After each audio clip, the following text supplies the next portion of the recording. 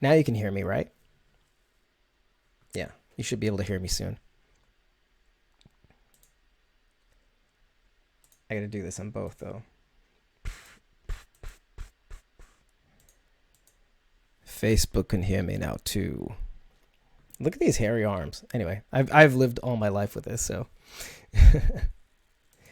Hey, Michelle, can you hear me now? By the way, yeah, you just literally, for the whole entire week that I was helping you with a technical problem, you just helped me with a technical problem. How about that for karma?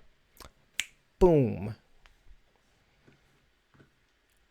So, just to let everybody know who hasn't heard me speak for the last 15 minutes, yeah, I didn't have my mic on in Facebook and YouTube. Very professional. It's just me. I'm just going to be reading the news. I did the promo for this week's giveaway, which is to be able to get a shout out from two Walking Dead and or a Fear the Walking Dead cast member. It's pretty stellar. It's the final week. It's our last giveaway. We've had 8 giveaways, 8 weeks leading up to the mid-season premiere. And I am not reading back that bit of news about the Walking Dead getting the most watched global television show in 2018. That pretty much says it all. So I'm going to go to the news and yeah. Thanks, Michelle. You've been a big help. So just so a lot of people know, Denai Guerrero is kind of a saint. So she has, she started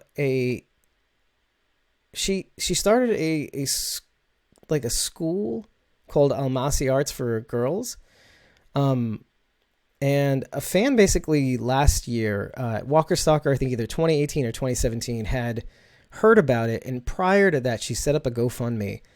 And what she did was the fandom basically kind of took it and ran. And now it's kind of like an annual thing for Almasi Arts. But on top of that, she does another charity that I just don't remember. But she started a new charity called Her Justice. And what that charity does is provides family, divorce, and immigration legal law assistance to low-income women. So she just started that. So if you want to check that out, I'm going to put a link in the description when this video is over. But if you want to get to it, credit to Undead Walking. I think Sonia Arena, who is amazing, by the way. Like, she's everywhere. And she's kind of cool. It's got a little of the goth stripe. A lot of images of beautiful women in corsets and black makeup. I'm not saying anything against that. There's a part of me that's into that. I am married. But there's a part of me that's into that.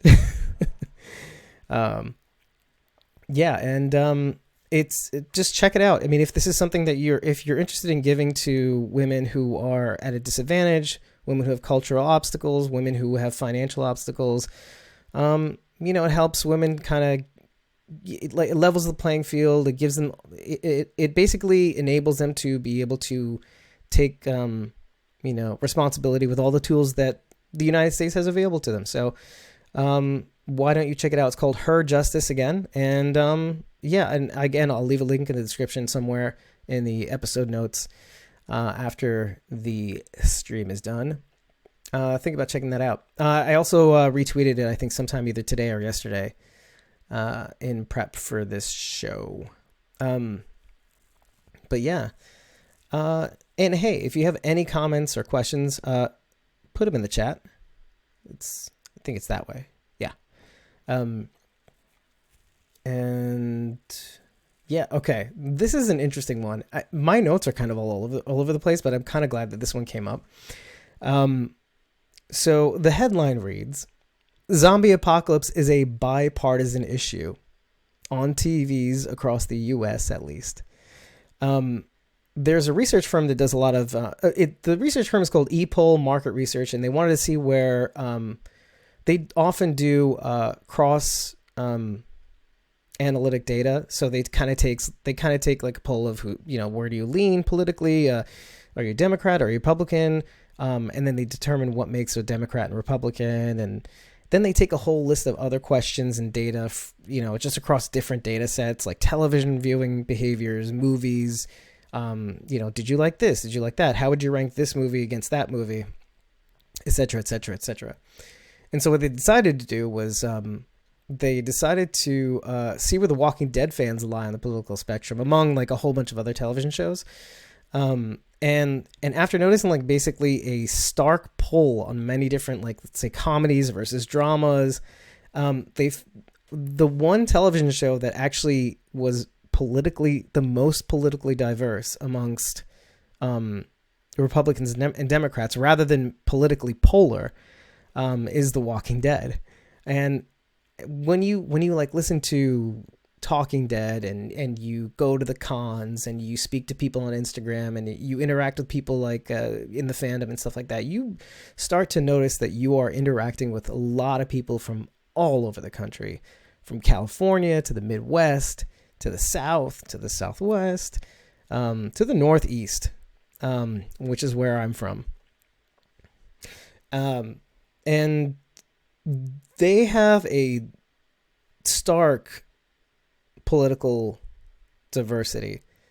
I mean, it's not that you can tell, like when you go to their accounts, there's this one dude that's like, I mean, and it's strange because like, there's this one dude who is kind of like liberal, but he's also kind of like into meme culture. And so sometimes he'll dip into like, favoring certain right-wing opinions because it's just like, when truth is out there and it happens to be a right-wing source, the truth is the truth. So, you kind of go with that. And he's kind of like not all over the map, but he's kind of like, he kind of goes back and forth like in political leanings.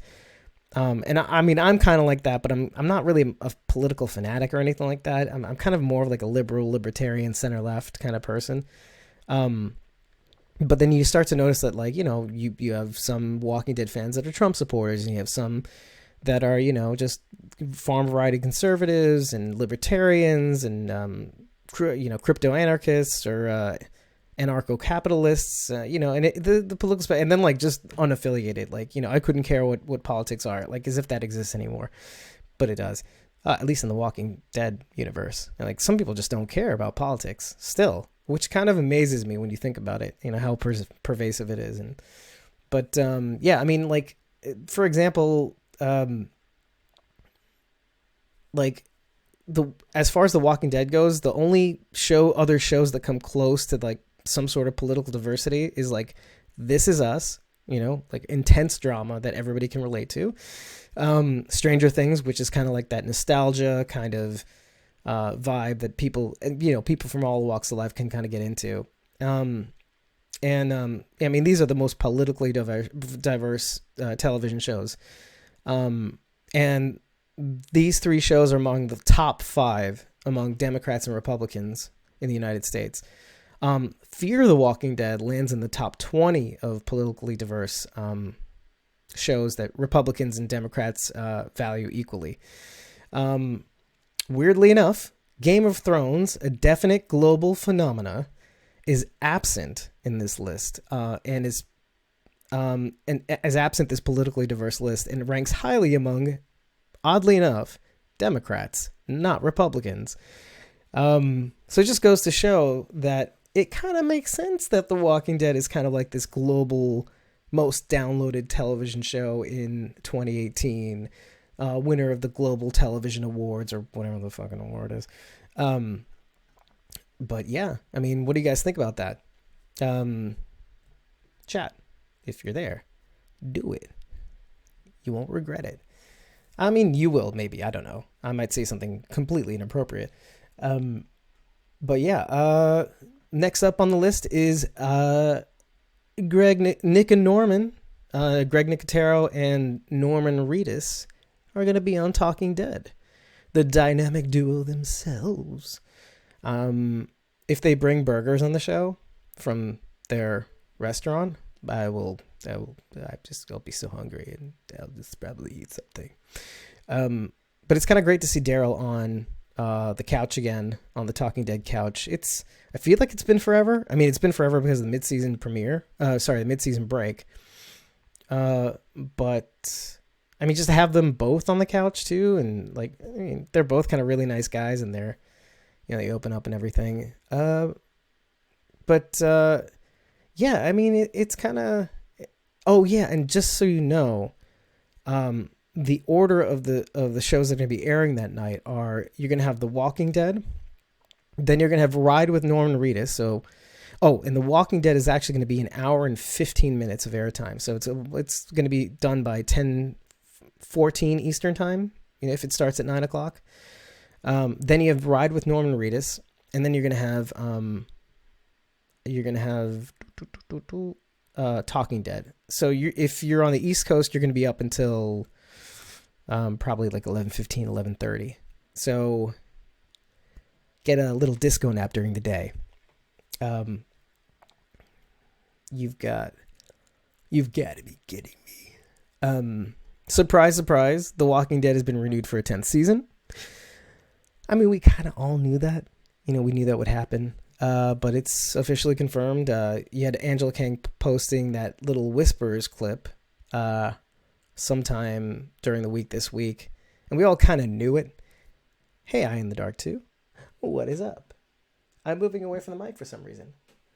But here I am again. By the way, I think you can change your username by now, right? Just a little reminder. Not that I'm complaining. I mean, it sounds like I'm complaining, but I'm not. But yeah, Walking Dead officially renewed for season 10. Amazing. Just simply amazing. And I think what The Walking Dead is actually kind of doing this go around is that I've been seeing television ads just before, during, and then after the Super Bowl. So they're going to be airing those all week across all different networks. I've been seeing Instagram ads. I've been seeing Facebook ads for The Walking Dead season 9B.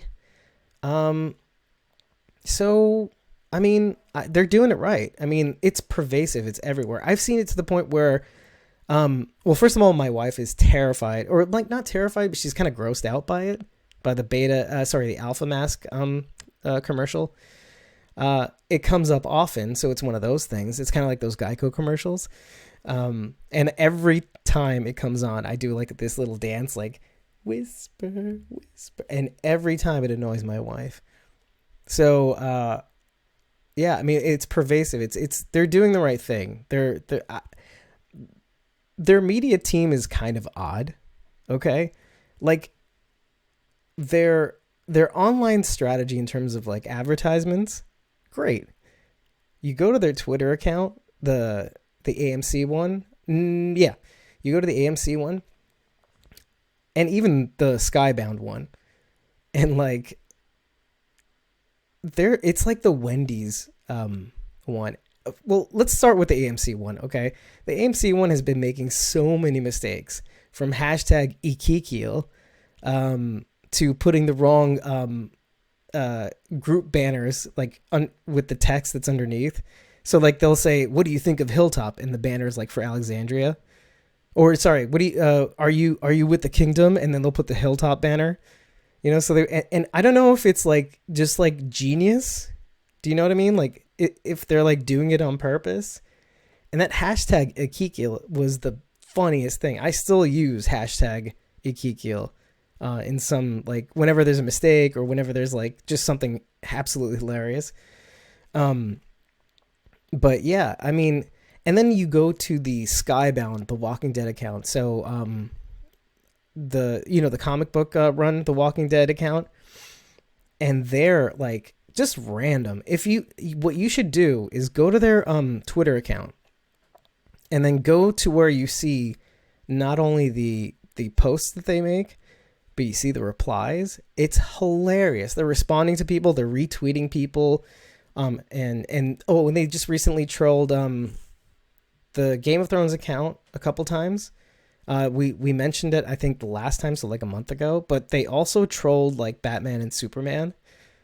And I actually read this, and I wasn't going to read this online, and I'm still not going to, but like they said, who do you choose if it's Batman or Superman? And then the Walking Dead account just retweeted it and said Martha, because they both have Superman, Clark Kent, and Batman, Bruce Wayne, they both have mothers named Martha. And it's kind of like a little troll on the Batman v Superman movie, which kind of didn't do very well. So, I mean, and they do things like that. They're like, and they even like retweeted the Wendy's account for some reason. It's just hilarious. Like, so just do that. I mean, don't do it now. But I mean, well, you could do it now. You could listen to the show and just do whatever you want. It's a free country. I mean, unless you're listening from China, in which case, thanks. So AMC. So regarding this season 10 reveal of The Walking Dead, the AMC CEO emphasizes that TWD will be a franchise, which he doesn't throw around lightly. I mean, it's going to be the movies. There are going to be other spin-off series. I'm sure they're going to be doing like a web series of some kind, and I don't know, maybe they'll try their hand at another game. So in other news, Robert Kirkman, comic book creator, he's been doing a lot of things. He has another comic called Invincible, and he's put together the voice cast for the animated series that they're rolling out on Amazon Prime in 2020. And among them is Stephen Yeun, who plays Glenn Rhee. He's actually going to be voicing the voice of the protagonist, and J.K. Simmons is going to be playing the protagonist's father in the animated series. J.K. Simmons, if you don't remember, played J. Jonah Jameson in the original Spider-Man movie with, I was gonna say like Tobey Maguire. Like, that would be interesting. I would pay to see Tobey Keith play Spider-Man. Well, like for 5 minutes. I mean, I don't know how to manage money, so, but essentially that would be hilarious. But Tobey Maguire. So he played the J. Jonah Jameson, the I was gonna say Daily Planet, the Daily Bugle editor. So he's gonna be playing the father of Stephen Yeun in the animated series for Invincible, along with like Gillian Jacobs from Community. If you remember her, she played Britta on the television show. So there's like a whole host of really funny. Oh, Jason Matsukas, who's like on Big Mouth right now. That another animated series. He was on The League. He's hilarious. He's actually on The Good Place too, if you've ever seen it. I mean, like, I think it's gonna be a pretty great, stellar cast. It's more geared towards adults. It's not really like a kids animated series. I mean, otherwise they'd call it a cartoon. So, actually, I don't know, what do they call a cartoon these days anyway? I mean, everything is like the animated series. So, which kind of like, oh, that's validating. Sure. And speaking of validating, holy crap, if you missed this, I wouldn't blame you, because it was kind of buried in mostly the Twitter zeitgeist, but the SAG Awards, when they did their in memoriam tribute for all the actors that passed away for the year, they got to a clip of Steven Wilson, and they got to a clip of Scott Wilson, and the clip is actually from The Walking Dead. And I had 2 comments on that, and I actually mentioned this on Twitter, is like, the fact that they chose to honor Scott Wilson with a clip from The Walking Dead does 2 things. Number one, it validates Scott Wilson's acting prowess. I mean, he's a terrific actor, being in television and movies for the last, like, I want to say 50, about 50, maybe almost 60 years. It shows that he was a terrific actor all the way until the very end. And second of all, it validates The Walking Dead as a television series too. If you're really going to show a clip of if you're going to choose a clip, you're going to choose it strategically, because you're going to choose the clip that people know you the most from. And so like choosing The Walking Dead as its quintessential role, that's the most recognizable, that's the most popular, the one that's going to pop. Yeah, I mean, it's very validating. I mean, it really validates The Walking Dead, for all the people that had comments about, not watching the show anymore, or, making fun of us. I mean, we are Squawking Dead. I mean, come on. But yeah, it's really, really validating. When I was watching it was kind of like, well, of course it's a scene from The Walking Dead. It's when they're in the prison and talking about, basically making a life and moving forward here, etc. I mean, it's terrific. And it kind of says a lot, like the scene itself says a lot about, who we are, and, as watchers too, and how hopefully we are in real life. So if you did miss it, I'm sure if you scroll down on our Twitter feed, that's squawking_dead. I'm sure you'll find it buried in giveaway alerts for that week. I think I did tweet it out 2 weeks ago, or I think it was 2 weeks ago by now. So yeah, and hey, on Eye in the Dark too. I like seeing you too.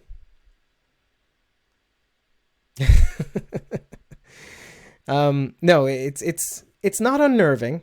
It's not unnerving. I'm doing a little shuffle. I'm trying not to look at myself. It's really hard, like it's really difficult to kind of have this guy in real time, this guy in real time, these two on a lag. I'm seeing 4 of me. It's really, really, really nerve-wracking. So I have to figure out a way to block. Here, I'm going to do it now, actually. I'm going to block myself here. I can't block myself there. I don't know what to do here. But, but if I put that there, I can't read and then dart back and forth between the camera if I put it there. I have big screens, so, yeah. On with the show? Yeah, how about that? No, maybe? I don't know. This is pretty big news. This is news that affected Squawking Dead recently. You can see my nostrils flare. I have to actually say that for the audio version of the podcast. Overkill's The Walking Dead developer says they knew it was going to tank. Well, no shit. As soon as I read this, you're going to see. So after pulling back their console releases in the pre-order stage, Squawking Dead had to pull back their week 6 prize because all of a sudden the pre-orders are gone. So all that we were able to give away were Steam gifts, basically, of the game. Any PC version of the game. And, believe it or not everybody plays games on their PC. I mean, what the hell? Just being serious for a minute, for weeks, I had not panicked about these giveaways, okay? I had things under control. I still felt the pressure, but it's the normal kind of pressure. The kind I actually feel during the day during my normal job. And I actually work my normal job till very late hours. So you can imagine how much time I have to work on Squawking Dead stuff. And I work with just as much vigor. Okay? So when Overkill, or sorry, Starbreeze even, pulled the pre-orders, I literally had to take the night off, do the research, try to figure out what I could give away that week, preferably a video game. I would have done anything to kind of get back on track. I just felt really, really bad for the people that entered. I had sent out newsletters. I had sent out an emergency newsletter. I sent out social media campaigns saying I had to tell people until further notice, until I figure this out, I have to stop everything, rewind, and then literally stop it. I don't have a solution. I'm sorry. And it was just nerving. And it took me almost till like 3 or 4 hours before I had to get up the next day to figure out what I was going to do. I scheduled those social media posts. I scheduled those mailers. When I finally no, actually, I didn't even figure it out that night. I had to actually stop like at 2, 3 in the morning and say, you know, I had to literally post that message and say, I got to go to sleep. I mean, I said it to myself, but the next day I did the research at night. I stayed up pretty late, and then I finally posted what the prize would be for that week. And so when I finally did that, there was like, I think that was that Wednesday or even Thursday night. I'm not sure exactly. I mean, the days kind of all mold together when something like this happens, where you're constantly trying to think of, even during the day while you're supposed to be working, like, what am I going to do? Like 80 people signed up for this thing so far, and it was just nerve-wracking. And then on top of creating the image, on top of that, I had to create the video advert for Friday night, and then I was having problems with that process. Like, it took like 3 hours for Facebook to approve the ad so that it posted on Instagram. And then there goes the money. But yeah, I think, yeah, and thank you, Eye in the Dark too. Yeah, it did get straightened out. I think there was enough time for people to cop on. I sent out a little message to everybody saying, if you want me to, well, particularly the people that entered between that little slot where I said, hey, I've got to stop doing this.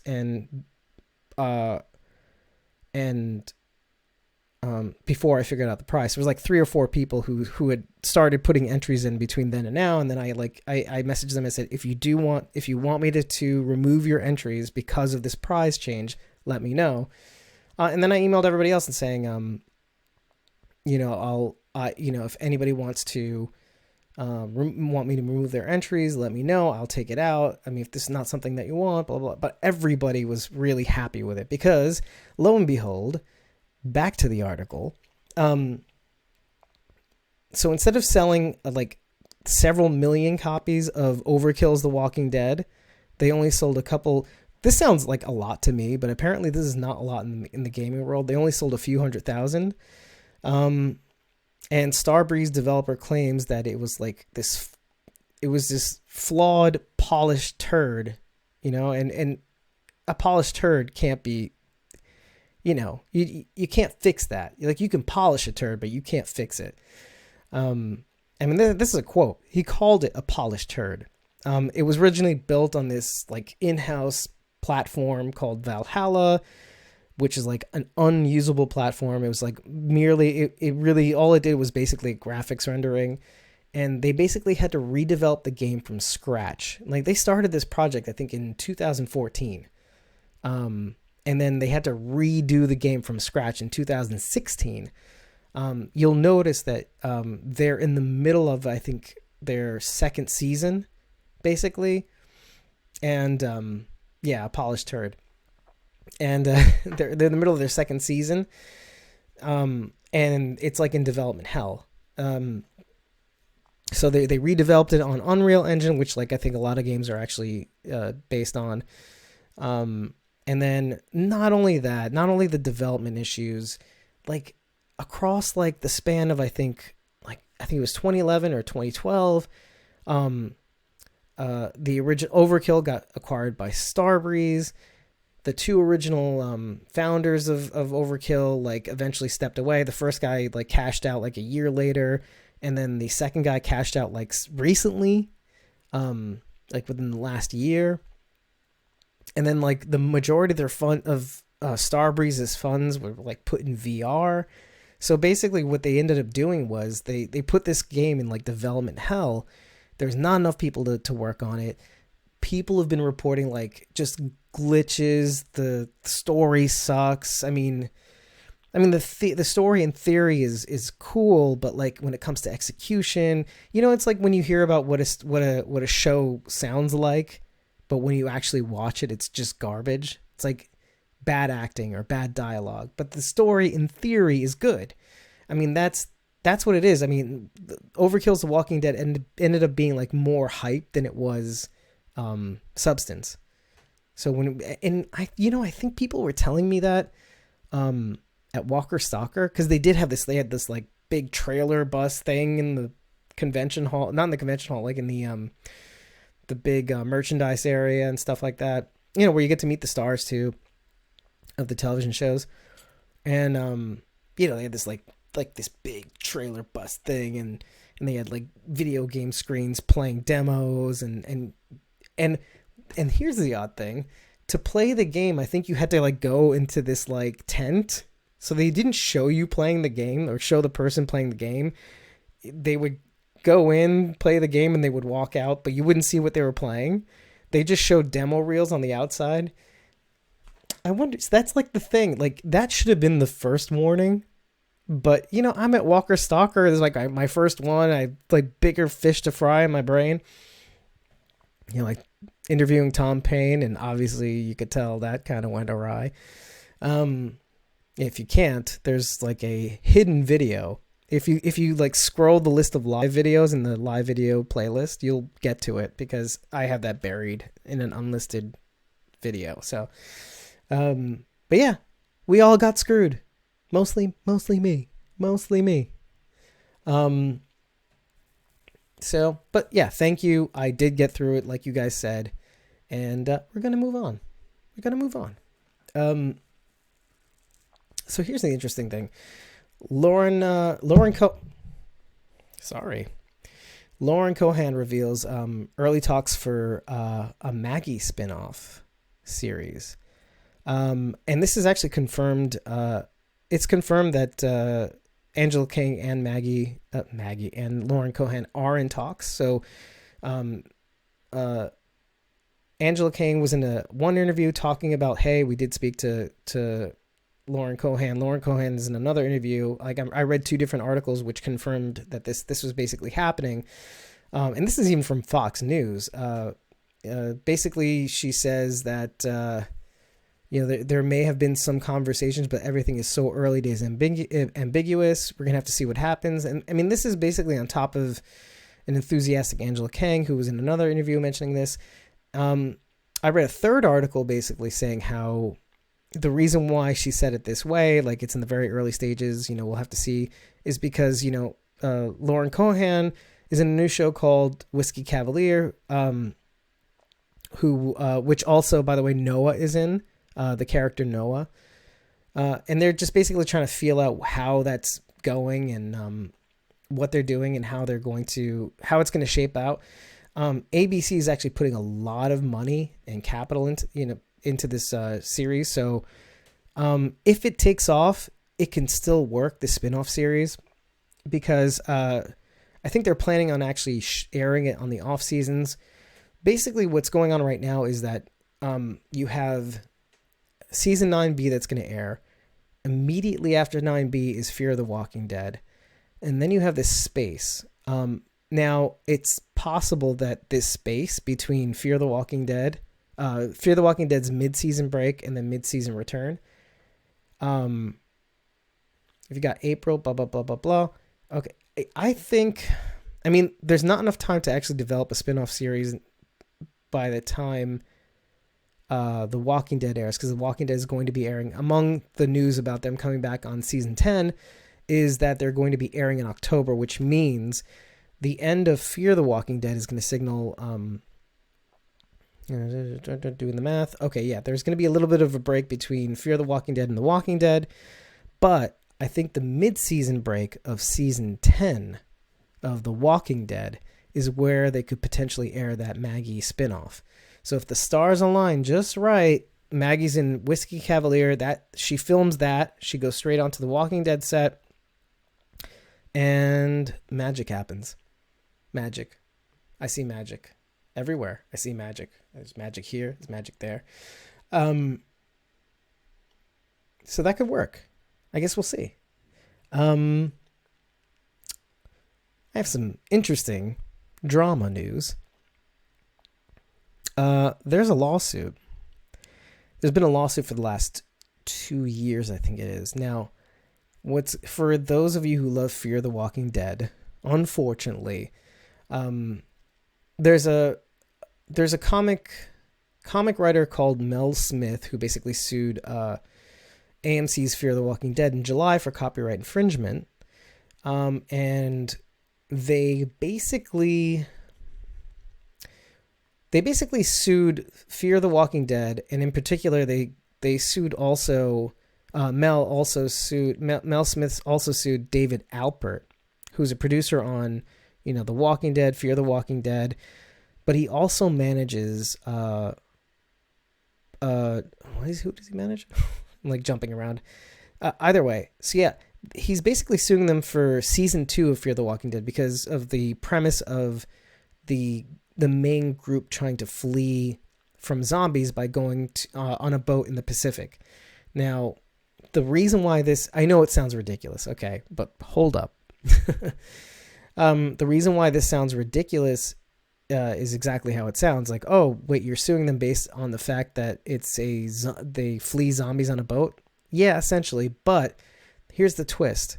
David Alpert, Mel Smith's agent, he's also the business partner of Robert Kirkman, who was also the comic creator for The Walking Dead, along with being creative input for The Walking Dead television show.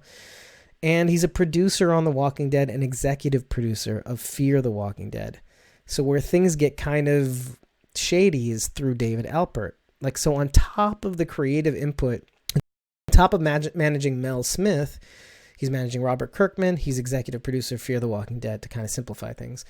So the additional problem that you have with that is that part of being a producer or executive producer is money. Okay. Now, there's a weird thing where when you are getting money from a creative, when you're taking money and then funding and using that money to fund another creative venture, there is a fiduciary responsibility to kind of separate that. So you have to basically try to prove that you're not using funds from, let's say Mel Smith, to fund Fear the Walking Dead. So David Alpert is kind of on the ropes over here and over here, on the left and the right for the audio listeners, because there's a financial aspect to this lawsuit, and there's also a creative aspect to this lawsuit where Mel Smith is basically claiming that, you stole this idea from my comic book. So what happened recently was AMC tried to actually get try to dismiss, let me see what the exact words were. They basically tried to dismiss, I didn't even write it down. They tried to basically throw it out, just outright, before arguments. I mean, they tried to actually dismiss the case. But the problem is that they tried to dismiss the case on the grounds of, I think it was, let me see what it was. It was like, the general principle. So they tried to actually throw it out basically based on general principle. So, but the fact that they used that general principle in court means that the judge said basically, it's kind of early to tell whether it's general or not, because your dude right here, David Alpert, is involved with both clients. So we kind of now have to hear arguments to kind of determine whether or not it's general. You can't just say it's general and then have the case thrown out. So it's going to be a tough road for Fear the Walking Dead. They're going to be doing things. It's not going to affect them in any way, but it's just going to kind of kick the teeth of like some of the money people along the way. So, I don't know what this is going to affect. This is going to have, because Mel is actually suing both AMC's Fear the Walking Dead and David Alpert they're like co-defendants basically. So if there's any news, I'll keep you guys updated. Interesting thing. So I have to give you a disclaimer on this one. This is news in 2019. Okay. The state of news in 2019. The news is based on a single emoji. It's the thinking emoji. Okay. Now, Tom Payne wants, this is the headline. Looks like Walking Dead's Tom Payne wants in on the Suicide Squad. So basically, James Gunn is actually relaunching the Suicide Squad, and all that Tom Payne did was in response to that article, he retweeted the thinking emoji, and they based a whole entire article based on that one thing. Now, granted, cool, but really? Like a whole article on it? Like 3 paragraphs. Actually, no, this was like you had to page down like 3 times to actually read the whole article. And I just thought it was just amazing that literally, and you didn't see it until like, oh, they get like, you get to the 3rd page, maybe 2.5, third part of the page. And like, you finally see what the source of this article completely is that this guy's basing it off of. And it's just like a single emoji. And I'm like, really? But I mean, Tom Payne is looking for work, and I think he's a really good actor. If you missed that spot that he did for Kraken Rum, I mean, it shows a little bit of range, you know, being Jesus, being this dramatic, sexy pirate. Yeah, literally that emoji. So I mean, he would be pretty cool for Suicide Squad. I mean, I'm sure he's gonna have to shave. So yeah. What do you guys think about that? Like, Tom Payne in it. Well, by the way, it's a relaunched Suicide Squad. By the way, that based on James Gunn's. James Gunn is actually going to be on the helm for that. He's going to be doing creative. He's running the show. So, and did you watch the original Suicide Squad movie? I didn't. I'm actually really curious to see what you guys think. In the meantime, I don't even know why I'm reading this, but The Walking Dead Season 9 spoilers. Judith Grimes' future revealed. Again, this is like a news in 2019 article. Okay. They took some quotes from Eleanor Metzera, who was asked whether Judith could be a future leader on the show. She basically says, "This is my personal preference." So she doesn't like say outright. She said, "This is what I want. This is what I think should happen." And she goes, "Judith could easily be a leader further down the line.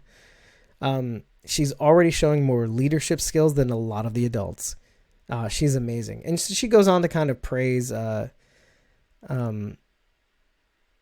Little Miss Fleming, for her acumen, her acting capabilities. Like she's like not only a good leader as a character, but she's kind of really a good leader as an actor. And she's just kind of over the moon for her. I mean, I read another article too, by the way, where Eleanor Metzera was kind of like all about the Nadia Hilker and her being still in a relationship. Like the relationship aspect of Magna and Yumiko in the comics, it's should be present on screen. Like there's no discrepancy there. But, I guess maybe it has to be said because in the comic book, Kelly and Connie are actually like husband and wife. So, maybe people were a little confused whether or not they were going to go into the Yumiko Magna relationship, but they did. So, all right. Exactly. So, I mean, that's really it for me. Now, I kind of wanted to throw it to you guys because, the whole reason why we're here is because we need like a little bit of like excitement before the mid-season premiere. And I was wondering, like, since I have like the two of you, you guys can be my little co-hosts, my virtual co-hosts. I mean, you're little, like your icons are little on my screen. But I'm just thinking, like, is there anything are there any questions that you have that you want me to address to actually like kind of break down what my thoughts are? Like, I mean, I kind of want to ask, whether or not there is so many questions that I have personally. Okay, so like there are some things like a lot of people were saying like, oh, I want Magna to be with Daryl, and I'm like, well, it's gonna be a little difficult because Magna and Yumiko are a thing. And I did actually bring up, and I'll bring this up again, even though I mentioned it, and it is a question on the trivia this week. So if you're stuck with this question, here is the answer.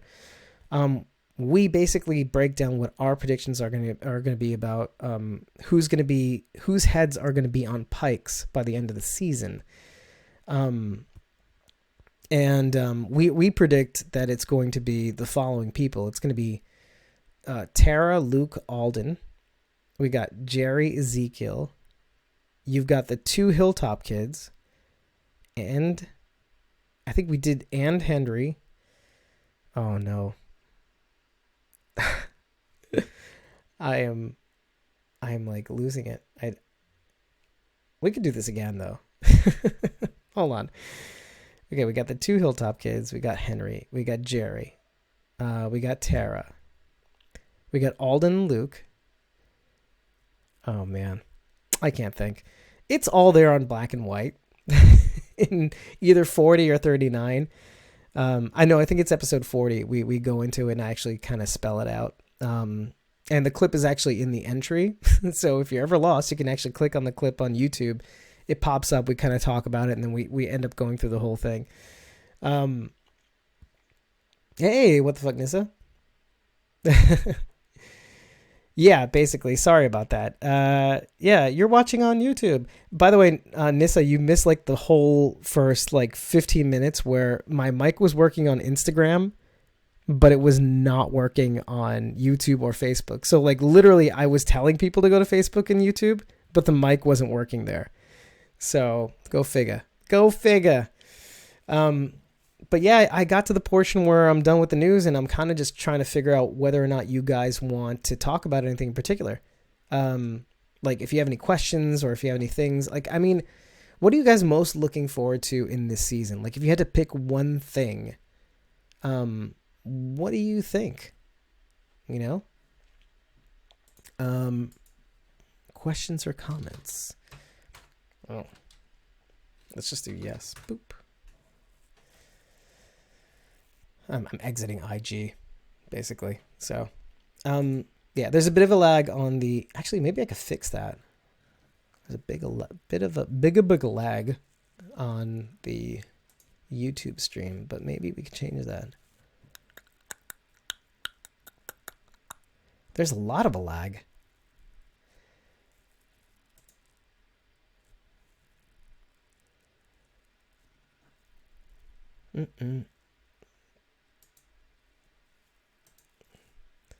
Weird.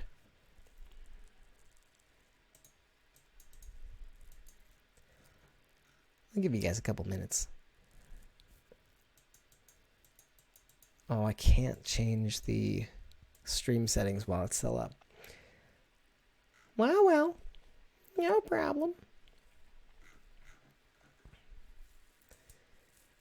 Yeah, okay, so I did talk about Alpha in, actually, is it, okay, I'm going to ask you something. It's not Nissa, is it? It's Nisa, isn't it? Or is it Nissa? Because I want to get that right, because I keep saying it, but yeah, okay, so, yeah, so that's a really good question. So, okay, Alpha in this S10 trailer, yeah, that for the season 10, like confirming season 10, that was pretty creepy. I have to admit, just the whole whispering part and it just travels up your spine. Yeah, so Michelle, regarding the Whisperer's outcome, by the way, I kicked you guys off of Instagram. I'm sorry. I didn't even know how long it was going on. But yeah, so as far as okay, so the Whisperers is not going to be resolved by the end of this season, just so you guys know. The Whisperers is going to go completely, is going to keep going into season 10 for sure. Now there is going to be a little bit of backstory. So one thing to remember, okay, do you remember season 8 when they were talking about Negan and like, oh, I really want Negan's backstory. Oh, I really want Negan's backstory. But the problem with The Walking Dead is that they'll touch on like backstory. Sometimes they'll touch on backstory, but you're never going to really know exactly who these people were pre-apocalypse. Like they'll do that to an extent, but not further, because the whole point of The Walking Dead is that, and this shows like time and time again, The Walking Dead is all about who you are now. You know, like it doesn't matter what you were, but what you are now. And so, I mean, whatever backstory you're going to hope for in terms of Alpha, Beta, Lydia, you're going to get maybe flashbacks to like recent history, like how they have to toughen up. I mean, and even that's going to be kind of sketchy. And I think, actually, Angela Kang had mentioned that we are going to see, I think, a Whisperer's backstory, not in episode 9, but maybe episode 10. So yeah, it's going to be that quick. But here's the thing. Just to kind of keep your head on straight, this ain't over. I mean, we're predicting this, and it can't be that this is not going to happen. Season 9 is going to end with heads on pikes, which means that this is a story that is not over yet. I mean, it would be kind of like a shame where it's like almost the equivalent of, is this going to be like the Terminus situation where, okay, we spend all season getting to Terminus, and then all of a sudden, it's done in 2 episodes, or it's done even like in the last 8. I don't think it's going to be that easy. And you got to like establish enough episodes. Hey, Cindy, what's up? You have to establish enough episodes to kind of make it seem like these guys are formidable, because they are formidable. So, yeah. And okay, so you're saying, so Eye in the Dark 2, you're saying Alpha, right? Like Alpha's backstory? I don't see. Fear the Walking Dead goes into backstory. Okay. I mean, Fear the Walking Dead is kind of premised on it, predicated on backstory. Like they give you more than enough than what The Walking Dead does. It's just the nature of the 2 shows. The Walking Dead rarely goes into backstory. So, wait, I'm getting like messages on Instagram about. Okay, never mind. I thought that what? Yeah, I thought I was getting like messages on Instagram about the live feed. I'm like, why is it already messaging me on Instagram? Yeah, so Nissa, specifically okay, yeah, good. So Nissa, specifically to your question about Alpha keeping her head in the comics longer, that's definitely going to happen. Now, the question you should be asking, because this is very interesting, the question is Beta going to keep not his head, but is Beta going to be alive longer in the show than in the comics? Because Beta is kind of over, this is what Carol told me, but she said Beta is kind of relatively over midway into like the beginning of the Whisperers and the end of the Whisperers, but it seems kind of sudden. Like if they keep Beta around for a little longer, so Ryan Hurst, that would be interesting to me. Like holding on to Beta until like nearly the end, or maybe the end of the season. The question really is Beta going to be alive until the end of this season? Or will he die somewhere between episodes 16 and 15, or like 14? So that's the real question. Alpha is definitely going to be around for season 10. So this is going to be very interesting. It's going to be formidable. She's going to be a tough one to kill. And then also you kind of have to consider the fact that, you just answered my question, Eye in the Dark too. Negan and Alpha. In the comic, there is some sort of weird... Okay, one thing to remember, Negan in the comic and Negan on the show, they're almost practically 2 different people.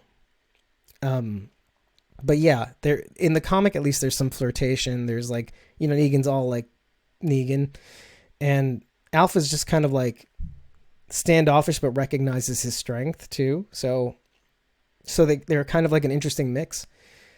I think there is going to be some kind of repertoire. I just don't know how it's going to express itself in the show, because Negan on the show, even though he's still Negan-ish, he's not as Negan as in the comics.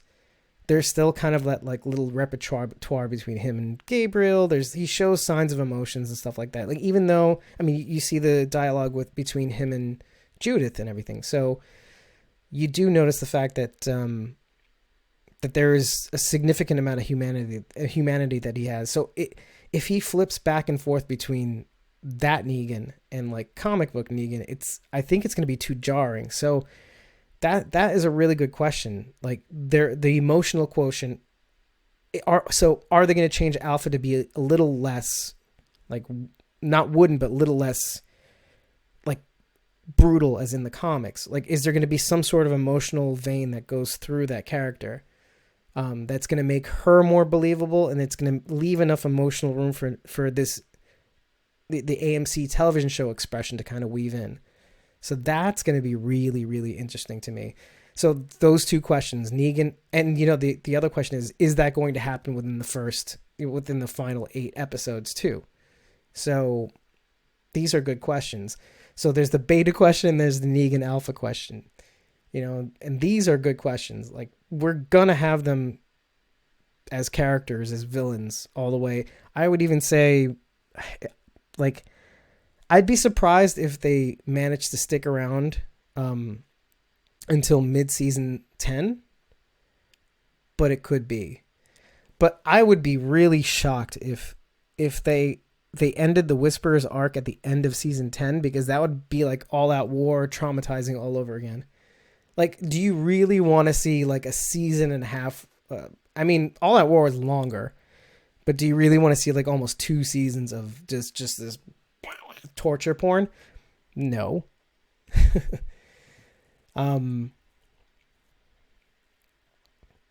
Oh, that's you guys have really, really good questions. Okay.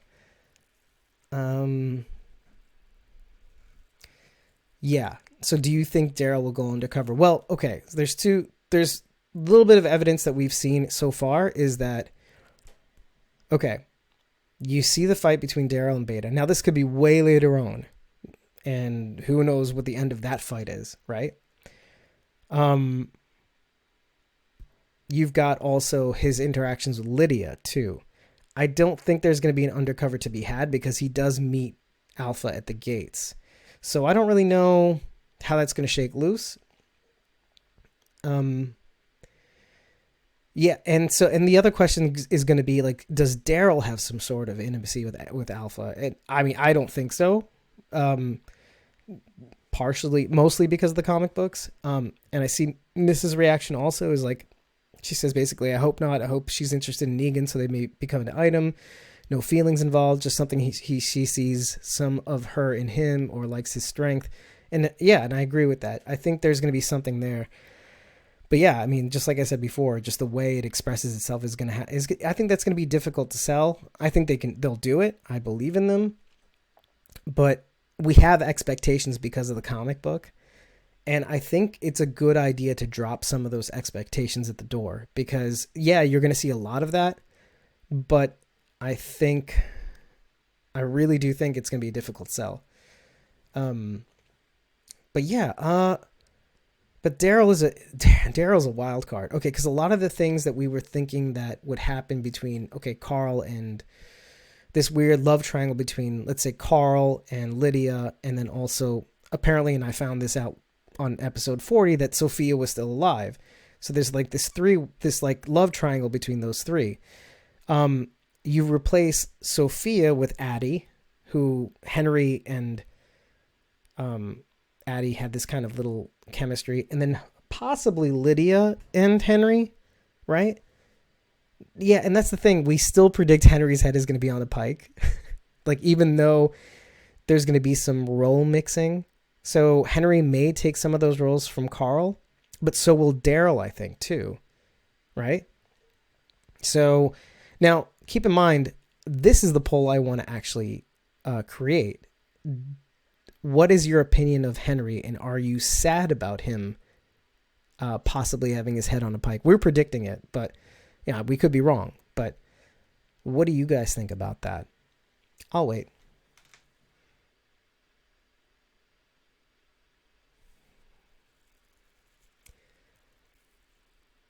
Oh, wait, I think so, Michelle. I saw you said you saw a picture of Daryl with an arrow with him and his dog. I think you saw Lib's art, by the way. Lib had a really, really cool picture. So it's like Lib underscore on Instagram.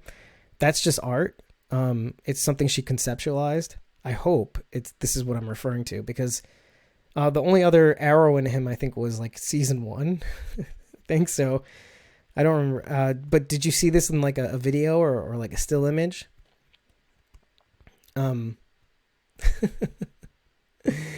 So look, we have a split audience on Henry, by the way.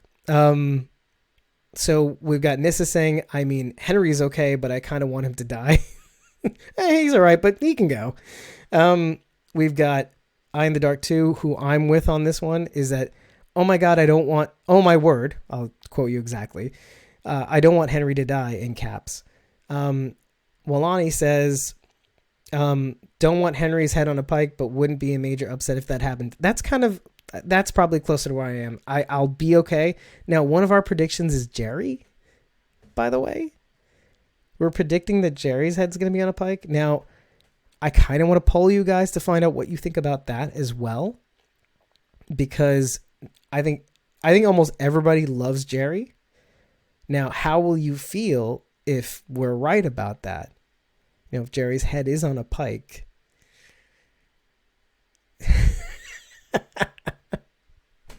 Yeah, I know Ezekiel is going to be on a pike.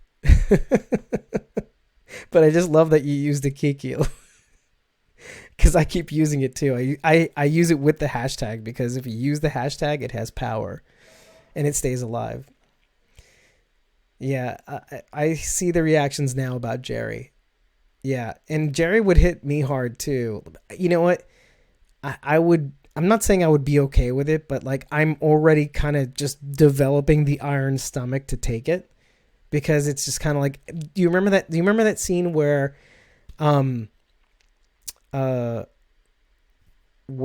Jerry saved Ezekiel right near the factory where Melissa McBride was in, and he splits the dude in two? That scene was everything you needed to know. Like, if you didn't already love Jerry, the fact that he stepped the F up and saved Ezekiel's life, that in that one scene just solidifies your love for him, right? So just to see him go out like that is just heartbreaking. I mean, at least, okay, this is going to sound really bad, but like at least he's going out with Ezekiel, you know? So like the night, you know, the captain goes down with his ship is Jerry. I don't know. But either way, they're going down together this time. Like, instead of surviving together from that one incident, they're going down together. So, yeah, it sucks. Like, we're getting to progressively suckier things. Like, the one thing I actually do want to ask is that, do you guys see a world in which, I'll ask these two people, like, do you see a world in which Daryl might die or Carol might die? Because one thing to note is that Carol dies in the comic way earlier, and she's a completely different person. And Daryl doesn't exist in the comics. But I'm actually wondering what you guys think about that. Like, on the one hand, there's the emotional aspect. Like, I don't want him to die. I don't want her to die. These are like the most beloved characters in the comic, in the show. But then there's also like, does it make sense to kill Daryl? Does it make sense to kill Carol? Right? Is there a world in which it makes sense, right? And that Daryl, not really. I think actually it doesn't make sense to get rid of him. I think there were some points at which we thought he might go. But Carol, that's an iffy one. Because if it's not Ezekiel's head on a pike, which is practically impossible, but maybe, what if Carol ends up on the pike? I don't want it to happen. I'm just saying, what if, right? I know. Yeah, so we're expecting Jerry. Yeah, exactly. Ezekiel's fate is in the comics, so we're all prepared. Yeah. I think I'm finally getting reactions to Daryl and Carol, and Eye in the Dark 2 is not happy with my proposal. I like Nissa, I like your answer. Carol, maybe, but I hope not. Right. I mean, yeah, I mean, honestly, out of every character, like, let's put Rick aside. Let's put, like, even Negan aside. Well, not even, whatever. But, like, out of all of them, like, Carol and Daryl, I mean, I'm not a huge Daryl booster, okay? Like, I see the value in him as a character. Like, it's an odd thing, but I do see the value, because you can, like, channel any excess in the show and just channel it through Daryl and make that happen. You know, like, he's like the loose ends kind of fixer, you know? And then also, like, it looks like he's getting more like, you know, he's taking more charge. He's finding his way. He's coming into his own, right? Carol, though, it's kind of the same thing. Like, she's kind of like a blank slate, you know, considering the fact that, you know, she's not in the comic. So every bit of her that makes you love her is basically the show, the creative work that's gone on in the show. So yeah, I mean, and that's the thing. Like, a lot of people predicting that Ezekiel dies. Well, Sophia dies, you know, at the farm, and she's supposed to live on until even now. So it's kind of interesting, right? It's kind of think. But you know what I'll do? I think, guys, maybe we'll leave it there because, look, we can talk all night, you and me, right? But you know, I'm going to try to keep this a little shorter. You know, the audio version of this podcast is going to be a lot more concise. It's going to be under an hour. There's going to be a lot of edits. And you'll actually have that first 15, 20 minutes if you were on YouTube or Facebook. On top of that, yeah, I'll include the links to some of the charities. I'll include the links to the articles that are discussed too. Look, we've got plenty more content this week to kind of go through. I'm going to create the video for the giveaway for Friday. Is that tomorrow? It is tomorrow, isn't it? I don't know what day it is. We got the video for Friday, the ad for Friday that's going to be for this week's giveaway. We've got the giveaway itself. That's going to end Saturday night at 9 p.m. Eastern. So Michelle, for you, that's going to end at 8 p.m. Eastern, just so you know. Oh, sorry, 8 p.m., not Eastern. And just to remind you, the prize this week is the ability to get a shout out from two cast members. So if you're interested, head to squawkingdead.com, fill out your entries. You've got all these different choices, trivia and rating. I mean, I'd appreciate a rating of the podcast. It actually really, really helps us gain some sort of visibility and traction. Like, if you look for Squawking Dead on any podcast medium, like, the odds are like 50-50. It shows us like as the top spot, because the other Squawking Dead reference is like this gerbil hamstery looking thing, which I don't even know. Okay, I tried playing it and then I just said no, thank you. But guys, it's been really great. So I think I'm gonna leave it there. And God, we have Sunday night. Like, if you haven't been spoiled too much, get excited, light some candles. You know, burn some incense. Talk to your ex-boyfriend or girlfriend, and yell sweet nothings into their ear. I don't know, what am I talking about? Just take it easy, everybody, and it's game time soon. So with that, I'm going to call it a night. See you later, guys. Peace. Walking Dead, Sunday night after. And then Talking Dead after Ride with Norman Reedus. What a day.